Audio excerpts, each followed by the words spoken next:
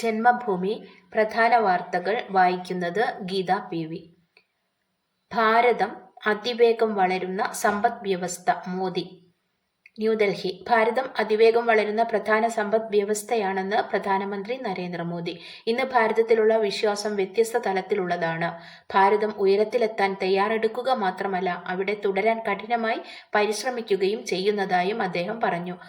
മൂന്നാമത് കൗടില്യ സാമ്പത്തിക കോൺക്ലേവിൽ സംസാരിക്കുകയായിരുന്നു അദ്ദേഹം. ലോകത്തിലെ 2 വലിയ പ്രദേശങ്ങളിൽ യുദ്ധ സാഹചര്യം നിലനിൽക്കുന്ന സമയത്താണ് ഈ സമ്മേളനം സംഘടിപ്പിക്കുന്നത്. ഈ 2 മേഖലകളും ആഗോള സമ്പദ് വ്യവസ്ഥയ്ക്ക്, പ്രത്യേകിച്ച് ഊർജ്ജ സുരക്ഷയ്ക്ക് വളരെ പ്രധാനമാണ്.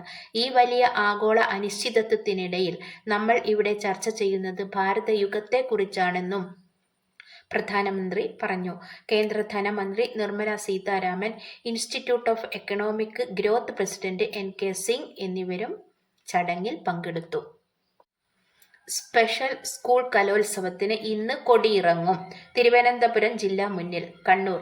കണ്ണൂരിൽ 2 ദിവസമായി തുടരുന്ന സ്പെഷ്യൽ സ്കൂൾ കലോത്സവം ഇന്ന് സമാപിക്കും. സംസ്ഥാനത്തെ വിവിധ സ്പെഷ്യൽ സ്കൂളുകളിൽ നിന്നായി 1600ഓളം വിദ്യാർത്ഥികൾ വിവിധ ഇനങ്ങളിലായി മത്സരിച്ചു. ഇന്നലെ മത്സരങ്ങൾ സമാപിക്കുമ്പോൾ 253 പോയിന്റുമായി തിരുവനന്തപുരം ജില്ല 1-ാം സ്ഥാനത്തും 248 പോയിന്റുമായി കോട്ടയം 2-ാം സ്ഥാനത്തുമാണ്. 243 പോയിന്റുമായി കോഴിക്കോടാണ് 3-ാം സ്ഥാനത്ത്. വയനാട് ദുരന്തം, ജീവൻ നഷ്ടപ്പെട്ടവർക്ക് ആദരാഞ്ജലി. തിരുവനന്തപുരം. വയനാട് ജില്ലയിലെ മേപ്പാടി പഞ്ചായത്തിലെ മുണ്ടക്കയിലും ചൂരൽമലയിലും കോഴിക്കോട് ജില്ലയിലെ വാണിമേൽ പഞ്ചായത്തിലെ വിലങ്ങാടിലും ഉണ്ടായ ഉരുൾപൊട്ടലിൽ ജീവൻ നഷ്ടപ്പെട്ടവർക്ക് ആദരാഞ്ജലികൾ അർപ്പിച്ച് കേരള നിയമസഭയുടെ ആദ്യ ദിനം പിരിഞ്ഞു. സമാനതകളില്ലാത്ത മഹാദുരന്തമെന്നാണ് മുഖ്യമന്ത്രി പിണറായി വിജയൻ ദുരന്തത്തെ വിശേഷിപ്പിച്ചത്. രാജ്യത്ത് ഇതുവരെ റിപ്പോർട്ട് ചെയ്യപ്പെട്ടിട്ടുള്ള ഏറ്റവും വലിയ ഉരുൾപൊട്ടലുകളുടെ ഗണത്തിൽപ്പെടുന്നതാണ് ഈ ദുരന്തമെന്നും മേപ്പാടിയിലെ അതിജീവിതർക്കായി സുരക്ഷിതമായ ടൗൺഷിപ്പ് നിർമ്മിക്കുന്നതിനുള്ള നടപടികൾ പുരോഗമിച്ചു വരികയാണെന്നും മുഖ്യമന്ത്രി പറഞ്ഞു. ചുരുങ്ങി രാഷ്ട്ര സേവികാ സമിതി വിജയദശമി ആഘോഷം. സ്ത്രീ സുരക്ഷയിൽ നീതി വൈകരുത്. വി. ശാന്തകുമാരി. നാഗ്പൂർ. സ്ത്രീകൾക്കെതിരായ കുറ്റകൃത്യങ്ങളിൽ നീതി വൈകുന്നത് ശരിയല്ലെന്നും രാഷ്ട്ര സേവികാ സമിതി പ്രമുഖ സഞ്ചാലിക വി. ശാന്തകുമാരി രാജ്യത്തിന്റെ ന്യായ വ്യവസ്ഥയ്ക്ക് 75 അമൃതോത്സവ വേളയിൽ നീതിയുടെ അമൃതകുംഭം രാഷ്ട്രത്തിന് പ്രദാനം ചെയ്യാൻ വേണ്ട പരിഷ്കരണങ്ങൾ ഉണ്ടാകണം. രേശിംബാഗിൽ രാഷ്ട്രസേവികാ സമിതി വിജയദശമി മഹോത്സവത്തിൽ പ്രഭാഷണം നടത്തുകയായിരുന്നു ശാന്തകുമാരി. ബംഗാളിൽ സ്ത്രീകൾക്കെതിരായ മനുഷ്യരഹിതമായ അക്രമങ്ങളാണ് നടന്നത്. ഒരു വനിത തന്നെ മുഖ്യമന്ത്രിയായിട്ടും അക്രമികളെ സഹായിക്കുന്ന നിലപാടാണ് ഉണ്ടായത്. അജ്മീർ ദർഗയിൽ നിരപരാധികളായ ഹിന്ദു പെൺകുട്ടികളെ ക്രൂരമായി പീഡിപ്പിച്ച സംഭവത്തിൽ 30 ആണ്ടിന് ശേഷമാണ് നീതിയുടെ ഇടപെടലുണ്ടായതെന്ന് പ്രമുഖ സഞ്ചാലിക ചൂണ്ടിക്കാട്ടി. ദേവി ദുർഗ സംയമി മാത്രമല്ല, രൗദ്രദേവതയുമാണെന്ന് സ്ത്രീകൾ തിരിച്ചറിയണം. ബംഗ്ലാദേശിലെ ഹിന്ദു സ്ത്രീകൾ അത് മനസ്സിലാക്കിയപ്പോഴാണ് അവിടെ അക്രമം നിലച്ചത്. ദുർഗാപൂജയുടെ കാലത്ത് സുശീലയും സുധീരയും സമർത്ഥയുമായ ദേവീ സങ്കല്പത്തെ സാക്ഷാത്കരിക്കുകയാണ് വേണ്ടത്, ശാന്തകുമാരി പറഞ്ഞു. ഭാരതം ദുർഗയുടെ പരമ്പര. സോണൽ മൻസിംഗ്. നാഗ്പൂർ. ഭാരതം ദുർഗാദേവിയുടെ പരമ്പരയാണെന്ന് വിഖ്യാത നർത്തകി പത്മവിഭൂഷൺ സോണൽ മൻസിംഗ് രേശിബാഗിൽ രാഷ്ട്ര സേവികാ സമിതി വിജയദശമി മഹോത്സവത്തിൽ മുഖ്യ അതിഥിയായി സംസാരിക്കുകയായിരുന്നു സോണൽ മൻസിംഗ്. ലോപാമുദ്രയും ഗാർഗിയും കാർത്യായനിയും മൈത്രേയിയും മുതൽ പുതിയ കാലത്ത് മംഗൾയാൻ ദൗത്യത്തിന് ചുക്കാൻ പിടിക്കുന്ന ശാസ്ത്രജ്ഞകൾ വരെ നാരീശക്തിയുടെ പ്രൗഢമായ പാരമ്പര്യമാണ് ഭാരതത്തിനുള്ളത്. സേവികാ സമിതിയുടെ സ്ഥാപക മൗസജി ലക്ഷ്മിഭായ് കേൽക്കർ പേര് കൊണ്ട് മാത്രമല്ല, സ്വഭാവം കൊണ്ടും ഝാൻസി റാണിയെയാണ് ഓർമ്മിപ്പിക്കുന്നത്. ക്ഷേമം, സ്ഥൈര്യം, ആരോഗ്യം, അഭിവൃദ്ധി എന്നിവ സമാജത്തിന് പകരാൻ സമിതിയുടെ പ്രവർത്തനങ്ങൾക്ക് കഴിയുമെന്ന് സോണൽ മാൻസിംഗ് പറഞ്ഞു. ആർഷദർശന പുരസ്കാരം ഡോക്ടർ എം. ലീലാവതിക്ക്. തിരുവനന്തപുരം. സനാതനധർമ്മത്തിന്റെ പ്രചരണാർത്ഥം അമേരിക്കയിൽ പ്രവർത്തിക്കുന്ന കേരള ഹിന്ദുസ് ഓഫ് നോർത്ത് അമേരിക്കയുടെ ആർഷദർശന പുരസ്കാരം ഡോക്ടർ എം. ലീലാവതിക്ക്. വേദസാഹിത്യത്തിന്റെ ധർമ്മ സന്ദേശം രചനകളിലൂടെ പ്രതിഫലിപ്പിക്കുന്നവർക്ക് 1,00,000 രൂപയും പ്രശസ്തി പത്രവും ശില്പവും നൽകി ആദരിക്കുന്നതാണ് പുരസ്കാരം. Surya Krishnamoorthy, doctor MV. Pillai, George Onakkoor എന്നിവരടങ്ങിയ സമിതിയാണ് ഡോക്ടർ എം. ലീലാവതിയെ തെരഞ്ഞെടുത്തത്. അധ്യാപനം, സാഹിത്യ നിരൂപണം, ജീവചരിത്ര രചന, വിവർത്തനങ്ങൾ, കവിത എന്നീ മണ്ഡലങ്ങളിൽ മായാത്ത വ്യക്തിമുദ്ര പതിപ്പിക്കുകയും മലയാള സാഹിത്യത്തെ സമ്പന്നമാക്കുകയും ആർഷ സംസ്കാരത്തിന്റെ അടിസ്ഥാന മൂല്യങ്ങൾ കൈവിടാതെ ജീവിതം നയിക്കുകയും ചെയ്ത പ്രതിഭയാണ് ഡോക്ടർ എം. ലീലാവതിയെന്ന് സമിതി വിലയിരുത്തി. അക്കിത്തം, സി. രാധാകൃഷ്ണൻ, ശ്രീകുമാരൻ തമ്പി എന്നിവർക്കായിരുന്നു മുൻ വർഷങ്ങളിൽ പുരസ്കാരം. ഫെബ്രുവരി 1 കൊച്ചിയിൽ നടക്കുന്ന KHNA കേരള കൺവെൻഷനിൽ പുരസ്കാരം സമ്മാനിക്കും. 1 കോടിയുടെ സേവന പദ്ധതികളുടെ വിതരണവും കേരള കൺവെൻഷനിൽ നടക്കും. കേരള ഹിന്ദുസ് ഓഫ് നോർത്ത് അമേരിക്കയുടെ രജത ജൂബിലി വർഷമായ 2025 ന്യൂയോർക്കിൽ നടക്കുന്ന അന്താരാഷ്ട്ര കൺവെൻഷന്റെ ഒരുക്കങ്ങൾ ആരംഭിച്ചതായും Kerala Hindus of North America president doctor Nisha Pillai പത്രസമ്മേളനത്തിൽ അറിയിച്ചു. ആർഷദർശന പുരസ്കാര സമിതി ചെയർമാൻ സൂര്യകൃഷ്ണ മൂർത്തി, KHNA മുൻ president G. Venkitaraman, Kerala coordinator P. Sreekumar തുടങ്ങിയവരും പത്രസമ്മേളനത്തിൽ പങ്കെടുത്തു. S. ജയശങ്കർ ശ്രീലങ്കയിൽ ദിസനായകയുമായി ചർച്ച നടത്തി. കൊളംബോ പുതിയ സർക്കാർ അധികാരമേറ്റതിന് ശേഷം ആദ്യമായി വിദേശകാര്യമന്ത്രി S. ജയശങ്കർ ശ്രീലങ്ക സന്ദർശിച്ചു. ഇന്നലെ കൊളംബോയിലെത്തിയ അദ്ദേഹം ശ്രീലങ്കൻ പ്രസിഡന്റ് അനുര കുമാര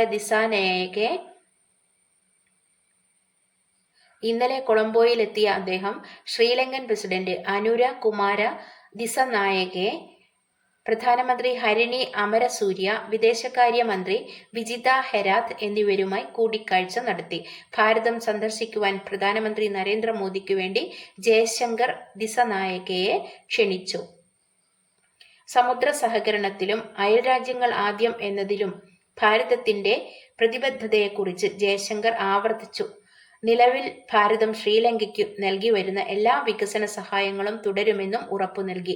ശ്രീലങ്കൻ നാവികസേന ഭാരതീയരായ മത്സ്യത്തൊഴിലാളികളെ അറസ്റ്റ് ചെയ്യുന്നതിൽ ജയശങ്കർ ആശങ്ക അറിയിച്ചു. ശ്രീലങ്കൻ മുൻ പ്രസിഡന്റ് റെനിൽ വിക്രമസിംഗെ, പ്രതിപക്ഷ നേതാവ് സജിത് പ്രേമദാസ എന്നിവരുമായി ജയശങ്കർ കൂടിക്കാഴ്ച നടത്തി. കിർക്കു ശാരദ കായം tablets brand ambassador, Mumbai. Ayurveda ദഹന ഉൽപ്പന്നങ്ങളിലെ മുൻ നിരക്കാരായ ഷേത്ത് ബ്രദേഴ്സ് തങ്ങളുടെ പ്രമുഖ ബ്രാൻഡായ കായം ചൂർണ, ടാബ്ലറ്റ്, ഗ്രാന്യൂൾസ് എന്നിവയുടെ ബ്രാൻഡ് അംബാസഡറായി പ്രശസ്ത താരമായ കിക്കു ശാരദയെ തെരഞ്ഞെടുത്തു. ഈ സഹകരണം ബ്രാൻഡിന്റെ ആവേശകരവുമായ അധ്യായത്തിന് തുടക്കം കുറിക്കുമെന്നും ഷേത്ത് ബ്രദേഴ്സ് പറഞ്ഞു. മലബന്ധം, ദഹനക്കേട് തുടങ്ങിയ ദഹന പ്രശ്നങ്ങൾ എല്ലാ പ്രായത്തിലുമുള്ള ആളുകളെയും ബാധിക്കുന്ന സാധാരണ പ്രശ്നങ്ങളായി മാറിയിരിക്കുന്നു.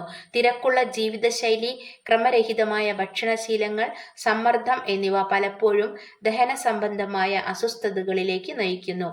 ഈ വെല്ലുവിളികളിൽ നിന്ന് ആശ്വാസം നൽകുന്ന ഒരു വിശ്വസനീയമായ ആയുർവേദ പ്രതിവിധിയാണ് സ്വാഭാവിക ചേരുവകളാൽ തയ്യാറാക്കിയ കായം ചൂർണ.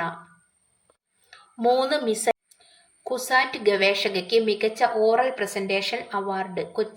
കൊച്ചി ശാസ്ത്ര സാങ്കേതിക സർവകലാശാലയിലെ നാഷണൽ സെന്റർ ഫോർ അക്വാട്ടിക് ഹെൽത്തിലെ NCAAH ഗവേഷണ വിദ്യാർത്ഥിയായ സൗമ്യ ബാലകൃഷ്ണൻ തുർക്കിയിലെ ഇസ്താംബുൾ സർവകലാശാലയിൽ നടന്ന 3ാം ഇന്റർനാഷണൽ അക്വാട്ടിക് ബയോടെക്നോളജി സിമ്പോസിയത്തിൽ മികച്ച ഓറൽ പ്രസന്റേഷൻ അവാർഡ് ലഭിച്ചു. സെപ്റ്റംബർ 25 മുതൽ 27 വരെ നടന്ന പരിപാടിയിൽ ചിപ്പിയിൽ നിന്നുള്ള സെൽ കൾച്ചറുകളെക്കുറിച്ചുള്ള പ്രസന്റേഷൻ അവതരിപ്പിച്ചതിനാണ് അവാർഡ് ലഭിച്ചത്. പ്രൊഫസർ MP മന്മഥൻ പുരസ്കാരം T. പത്മനാഭന് സമർപ്പിച്ചു. കൊച്ചി പ്രൊഫസർ MP മന്മഥൻ പുരസ്കാരം കഥാകൃത്ത് T. പത്മനാഭന് സമ്മാനിച്ചു. അക്ഷയ പുസ്തകനിധി, എബനേസർ എഡ്യൂക്കേഷൻ അസോസിയേഷൻ ഏർപ്പെടുത്തിയിരിക്കുന്ന പുരസ്കാരം എറണാകുളം ഭാരത് ടൂറിസ്റ്റ് ഹോമിൽ നടന്ന ചടങ്ങിൽ T. പത്മനാഭന് ഗോവ ഗവർണർ PS ശ്രീധരൻ പിള്ളയാണ് സമർപ്പിച്ചത്. സൈനികൻ തോമസ് ചെറിയാന് നാടിന്റെ അന്ത്യാഞ്ജലി.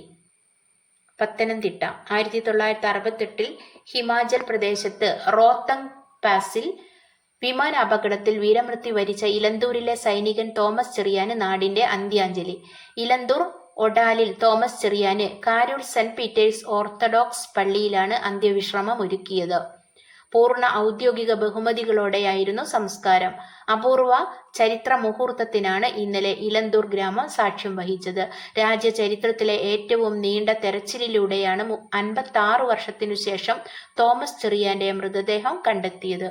തിരുവനന്തപുരത്ത് നിന്ന് സൈനിക വാഹനത്തിൽ രാവിലെ 10:30 ഇലന്തൂർ ജംഗ്ഷനിൽ ഭൗതികദേഹം എത്തിച്ചു. തുടർന്ന് വിലാപയാത്രയായി വീട്ടിലേക്കു നീങ്ങി. 12 മണിയോടെ വീട്ടിലേക്ക് ഔദ്യോഗിക ബഹുമതികളോടെ ആനയിച്ചു. തുടർന്ന് സംസ്കാര ചടങ്ങുകൾ ആരംഭിച്ചു. തത്കാലം ഭാരതീയരെ ഒഴിപ്പിക്കില്ല. ന്യൂഡൽഹി. വിമാന സർവീസുകൾ തുടരുന്നതിനാൽ ഇസ്രയേൽ, ലെബനൻ, ഇറാൻ എന്നിവിടങ്ങളിൽ നിന്ന് തൽക്കാലം ഭാരതീയരെ ഒഴിപ്പിക്കില്ല. വിമാന സർവീസുകൾ തുടരുന്നതിനാൽ ഭാരതീയർക്ക് ഇപ്പോൾ നാട്ടിലേക്ക് വരാം. നിലവിൽ ഇസ്രയേൽ, ഇറാൻ, ലെബനൻ രാജ്യങ്ങളിൽ നിന്ന് വിമാന സർവീസുകൾ ഉണ്ട്. ലെബനനിൽ 3000 ഭാരതീയരുണ്ട്. ഭൂരിഭാഗവും ബെയ്റൂട്ടിൽ. ഇറാനിൽ ഏകദേശം 10,000-ഓളം 5,000 പേരും വിദ്യാർത്ഥികൾ. ഇസ്രയേലിൽ ഏകദേശം 30,000 ഭാരതീയരുമുണ്ട്. ഹിസ്ബുള്ളയുടെ കമ്മ്യൂണിക്കേഷൻ തലവനെ വധിച്ചു. ബെയ്റൂട്ട്. ലെബനനിലെ ഹിസ്ബുള്ള ഭീകരരുടെ കമ്മ്യൂണിക്കേഷൻ വിഭാഗം തലവൻ മുഹമ്മദ് റാഷിദ് സ്കാഫിയെ വധിച്ചതായി ഇസ്രയേൽ സൈന്യം. തെക്കൻ ലെബനനിലെ വ്യോമാക്രമണത്തിലാണ് ഇയാൾ കൊല്ലപ്പെട്ടത്. ഹിസ്ബുള്ള ഇക്കാര്യത്തിൽ പ്രതികരിച്ചിട്ടില്ല. ഇസ്രായേൽ കഴിഞ്ഞ ദിവസം രാത്രി നടത്തിയ ആക്രമണത്തിൽ 37 ഭീകരർ കൊല്ലപ്പെട്ടു. 151 പേർക്ക് പരിക്കേറ്റു. കരയുദ്ധം ശക്തമാകുന്ന തെക്കൻ ലെബനനിൽ അതിർത്തിയിൽ പ്രവിശ്യ തലസ്ഥാനമായ നബാത്തിയഹ് അടക്കം 25 പട്ടണങ്ങളിൽ നിന്നുകൂടി ജനങ്ങളോട് അടിയന്തരമായി ഒഴിഞ്ഞുപോകാൻ ഇസ്രയേൽ സൈന്യം ആവശ്യപ്പെട്ടിട്ടുണ്ട്. ഹിസ്ബുള്ളയുടെ അടുത്ത തലവനായ ചുമതലയേൽക്കുന്ന ഹാഷിം സഫീദിനെ ലക്ഷ്യമിട്ടാണ് വ്യോമാക്രമണം നടത്തിയത്. 10 വിക്കറ്റ് ജയവുമായി ദക്ഷിണാഫ്രിക്ക. ദുബായ്. വനിതാ ട്വന്റി ലോകകപ്പിൽ വെസ്റ്റ് ഇൻഡീസിനെ ദക്ഷിണാഫ്രിക്ക 10 വിക്കറ്റിന് തകർത്തു. ഇന്നലത്തെ ആദ്യ മത്സരത്തിൽ ഒരവസരത്തിൽ പോലും വിൻഡീസിന് പ്രതീക്ഷ നൽകാതെ തീർത്തും ആധികാരികമായി ദക്ഷിണാഫ്രിക്ക വിജയം പിടിച്ചെടുക്കുകയായിരുന്നു. ടോസ് നഷ്ടപ്പെട്ട് ആദ്യം ബാറ്റ് ചെയ്യേണ്ടി വന്ന വിൻഡീസ് 20 ഓവറിൽ 6 വിക്കറ്റ് നഷ്ടത്തിൽ 118 റൺസ് എടുത്തു. മറുപടി ബാറ്റിംഗിൽ 17.5 ഓവറിൽ 1 വിക്കറ്റ് പോലും നഷ്ടപ്പെടുത്താതെ ദക്ഷിണാഫ്രിക്ക ലക്ഷ്യത്തിലെത്തി. ഇറാനി കപ്പ്. മുംബൈ ലീഡ് ഉയർന്നു. ലക്നൗ. ഇറാനി കപ്പ് ക്രിക്കറ്റ് ഇന്നത്തെ അവസാന ദിവസത്തിലേക്ക് കടക്കുമ്പോൾ മുംബൈ ലീഡ് 274 റൺസായി ഉയർന്നു. രണ്ടാം ഇന്നിംഗ്സ് ബാറ്റിംഗ് തുടരുന്ന അവർ 6 വിക്കറ്റ് നഷ്ടത്തിൽ 153 റൺസ് എടുത്തു. ഒന്നാം ഇന്നിംഗ്സിൽ റെസ്റ്റ് ഓഫ് ഇന്ത്യ ഇന്നലെ 416 റൺസ് എടുത്ത് ഓൾ ഔട്ടായി. തലേന്ന് സെഞ്ചുറിയുമായി നിന്ന അഭിമന്യു ഈശ്വരൻ 191 റൺസ് എടുത്തു. ഡബിൾ സെഞ്ചുറിക്കടുത്തു വരെ എത്തി. അഭിമന്യുവിന്റെയും സെഞ്ചുറിയോളം എത്തിയ ധ്രുവ് ജുറേലിന്റെയും 93 ബാറ്റിംഗ് മികവിലാണ് റെസ്റ്റ് ഓഫ് ഇന്ത്യ ഇത്രയും പിടിച്ചു നിന്നത്. ഭാരതത്തിന് 161 റൺസിന്റെ ലക്ഷ്യം. ദുബായ്. ICC വനിതാ ട്വന്റി ലോകകപ്പിൽ ആദ്യ മത്സരത്തിനിറങ്ങിയ ഭാരതത്തിന് 161 റൺസ് വിജയലക്ഷ്യം. ടോസ് നേടി ആദ്യം ബാറ്റ് ചെയ്ത കിവീസ് ഭാരതത്തിനെതിരെ 20 ഓവറിൽ 4 വിക്കറ്റ് നഷ്ടത്തിൽ 160 റൺസ് എടുത്തു. നായിക സോഫി ഡെവിനെ പുറത്താകാതെ നേടിയ അർദ്ധ സെഞ്ചുറി 57 പ്രകടനത്തിന്റെ ബലത്തിലാണ് കിവീസ് മികച്ച സ്കോർ കണ്ടെത്തിയത്. ഓപ്പണർമാരായ സൂസി ബെയ്റ്റ്സും 27, ജോർജിയ പ്ലിമ്മറും 34 ചേർന്ന് മികച്ച തുടക്കമാണ് കിവീസിന് നൽകിയത്. സൂപ്പർ ലീഗ് കേരള ഫുട്ബോൾ തുടങ്ങുന്നു. രണ്ടാം ഘട്ട പോരാട്ടങ്ങൾ. കോഴിക്കോട്. സൂപ്പർ ലീഗ് കേരള ഫുട്ബോളിന്റെ രണ്ടാം ഘട്ട മത്സരങ്ങൾക്ക് ഇന്ന് തുടക്കം. ലീഗിലെ 6 ടീമുകളും ഓരോ തവണ വീതം ഏറ്റുമുട്ടിക്കഴിഞ്ഞു. ഓരോ ടീമുകളും രണ്ടാം തവണ ഏറ്റുമുട്ടുന്ന മത്സരങ്ങൾ ഇന്ന് തുടങ്ങുകയാണ്. വൈകിട്ട് 7:30 കോഴിക്കോട് കോർപ്പറേഷൻ സ്റ്റേഡിയത്തിൽ നടക്കുന്ന പോരാട്ടത്തിൽ കണ്ണൂർ വാരിയേഴ്സും തൃശൂർ മാജിക്കും ഏറ്റുമുട്ടും. ഇരു ടീമുകളും തമ്മിലുള്ള ആദ്യ പോരിൽ കണ്ണൂർ വാരിയേഴ്സ് 2-1 ജയിച്ചിരുന്നു. പോയിന്റ് പട്ടികയിൽ ഏറ്റവും അവസാന സ്ഥാനത്താണ് തൃശൂർ മാജിക്. 5 മത്സരങ്ങളിൽ നിന്ന് ഒരു കളിയിൽ പോലും ജയിക്കാൻ തൃശൂർ മാജിക്കിന് സാധിച്ചിട്ടില്ല. 9 പോയിന്റുമായി കണ്ണൂർ വാരിയേഴ്സ് ആണ് മുന്നിൽ. സീനിയർ ബാസ്കറ്റ്ബോൾ ചാമ്പ്യൻഷിപ്പിൽ ഇന്ന് സെമി ഫൈനൽ. കൊച്ചി സംസ്ഥാന സീനിയർ ബാസ്കറ്റ്ബോൾ ചാമ്പ്യൻഷിപ്പിൽ ഇന്ന് സെമി ഫൈനൽ. കടവന്ത്രയിലെ റീജിയണൽ സ്പോർട്സ് സെന്ററിൽ നടക്കുന്ന 68ാമത് കേരള സംസ്ഥാന സീനിയർ പുരുഷ വനിതാ ചാമ്പ്യൻഷിപ്പ് വനിതാ സെമിയിൽ നിലവിലെ ജേതാക്കളായ തിരുവനന്തപുരവും കോട്ടയവും തമ്മിൽ മത്സരിക്കും. ഫൈനൽ ബർത്തിലേക്കുള്ള മറ്റൊരു മത്സരത്തിൽ പാലക്കാട് ആലപ്പുഴയെയും നേരിടും.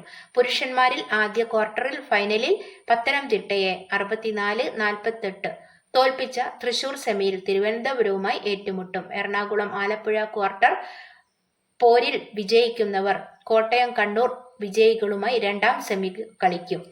കോളേജ് താരങ്ങളുമായി ഇറങ്ങിയ തൃശൂർ KSCBയുടെ 4 താരങ്ങളുമായി ഇറങ്ങിയ ആലപ്പുഴയുമായി കടുത്ത പോരാട്ടമാണ് നടന്നത്. ആലപ്പുഴയുടെ അമൃത EK വിജയശില്പിയായി. വനിതകളുടെ അവസാന ക്വാർട്ടർ പാലക്കാടും എറണാകുളവും തമ്മിലായിരുന്നു.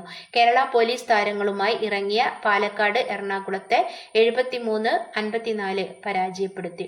22 പോയിന്റുമായി ചിപ്പി മാത്യു പാലക്കാടിന്റെ ടോപ്പ് സ്കോറർ.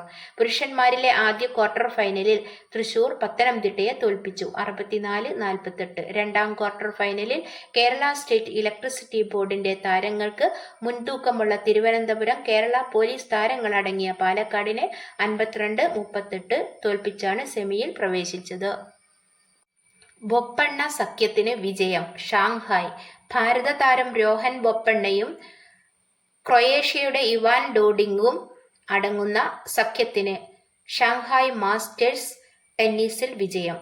ഇന്നലെ നടന്ന മത്സരത്തിൽ പാബ്ലോ കാറെനോ ബുസ്റ്റ പെഡ്രോ മാർട്ടിനസ് സഖ്യത്തെ നേരിട്ടുള്ള സെറ്റുകൾക്ക് പരാജയപ്പെടുത്തി. ശുഭദിനം. നന്ദി.